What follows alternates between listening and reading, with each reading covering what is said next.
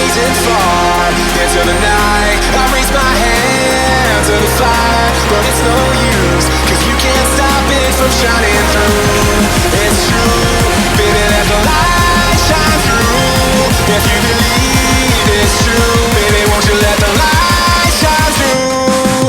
For you, for you, for you, for you, for you, for you, for you, for you, for you, for you, for you. Won't you let the light shine through? For you.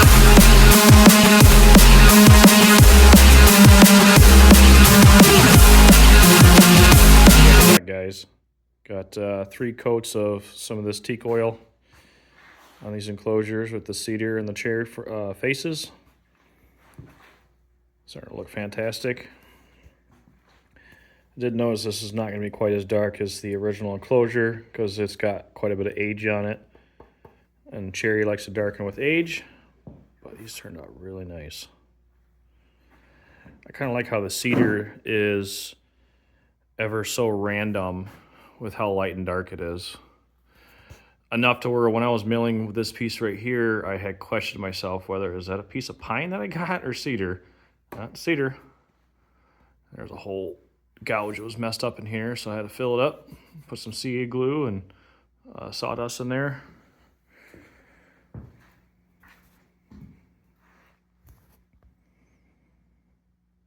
But yeah.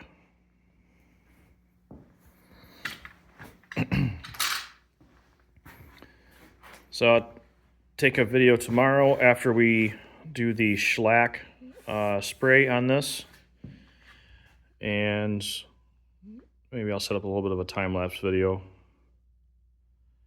doing the corners, doing the speakers. I'll go from there. These are beautiful. And then these are for the spring-loaded terminal cups, because these are going to be mounted up in the rafters. I don't know if I pointed that out in one of the other videos. But yeah, the roundovers are nice.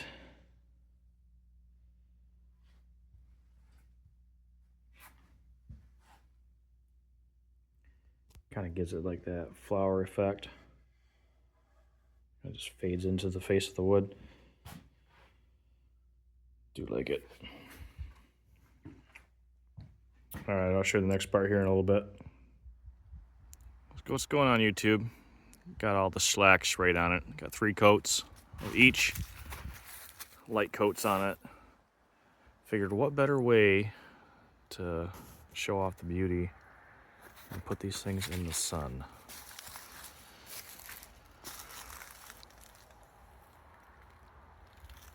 So I put them on my canoe.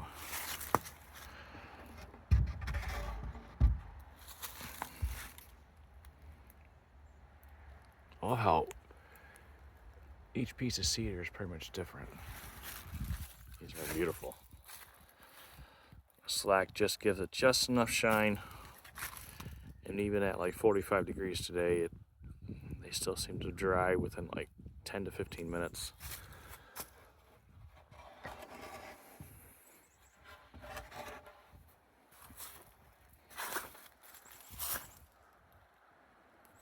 Turn these around.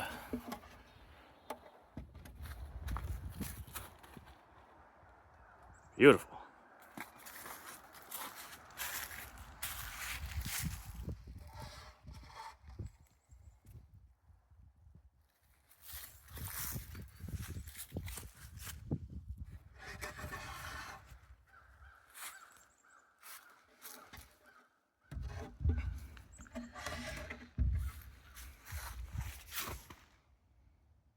Love them. But anyways, I'll get a next video in line later today. Putting all the corner protectors on these. Putting the speakers in. Wiring up the crossovers. Putting the passive radiators on. And the terminal cups up top. And I got another Sony receiver laying around for the next project. We're going to use that probably to test these up tonight. And then maybe in a couple days, we'll bring them over and hook them up for the customer. Put them up in his pole barn. Probably won't show too much of a video of that, because we're just probably gonna either hang them by chains or put them on shelves I think he's wants to put them on shelves, hanging off the rafters up top. And then possibly put different feet on them, as I just have some little rubber feet right now for painting. And then we'll go from there. Turned out really nice.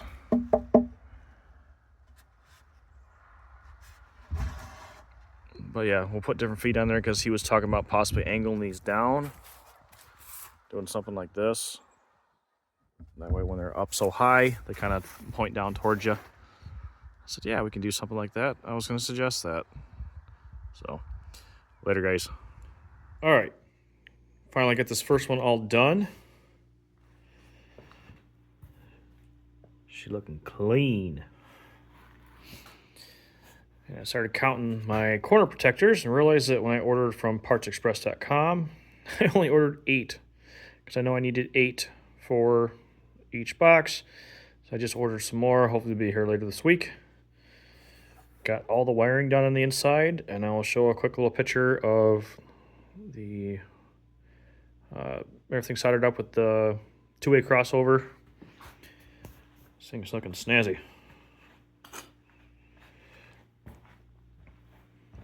And I got the good old 12-inch passive radiator.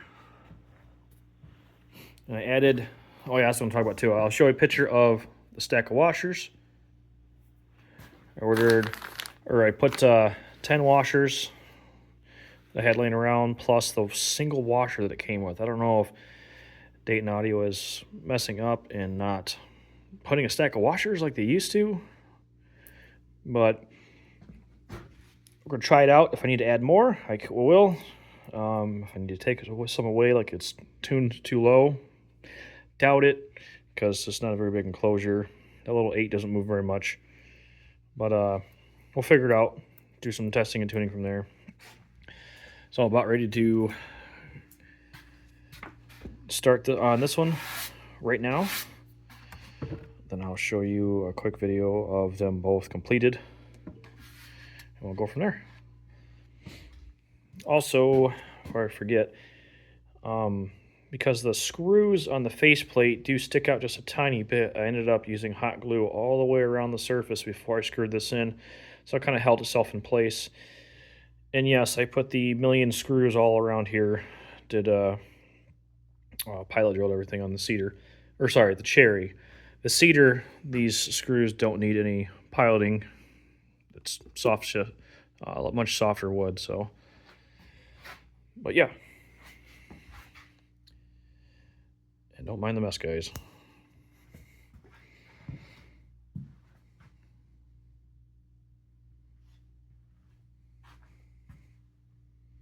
That looks good.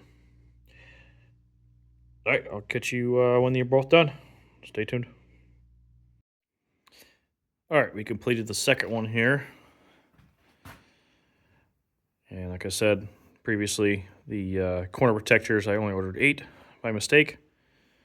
And I talked to the client, and he said he doesn't really care. I said, we get them when we get them. And then hopefully this following weekend, we can have them actually installed up in his pole barn to add to the existing HiVi Dayton Audio speakers that's ran off of his Sony 190 receiver. And then the pole barn should be jamming out. So the wires are going to be kind of long, so I doubt that the receiver is even going to see 4 ohms each side. I'm not going to lie, it kind of looks... It depends on what we were building. I don't even want to use corner protectors, but we're matching his current speakers, so it's pretty enough as it is. And there's the passive radiator again. Did the 10 washers on the back. Like I said before, we'll try to see where the tuning's at, see how it sounds. He don't care about a lot of bass. He likes a lot of thump for rock and roll and stuff like that, but you know, we're not looking to achieve 20 hertz here.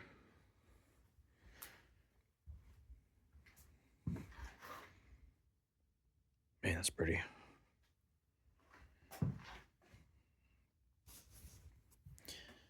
Like like I said, I think another video, I just put these little rubber feet on here because we don't know what we're going to do. He still hasn't decided yet for installation whether we are going to put some big rubber feet on it to angle these enclosures down because they're going to be up high, or hang them with chains. We'll attach some of the little eye hooks in here and stuff like that. Once he figures out what he wants to do, we'll go from there. These shall be angled, so we're kind of, when you walk around the garage and stuff, you'll be able to hear it. That's what he was wanting. He works in the front of the garage a lot, and the original Cherry speakers mounted all the way up in the back. So, anyways, later, guys.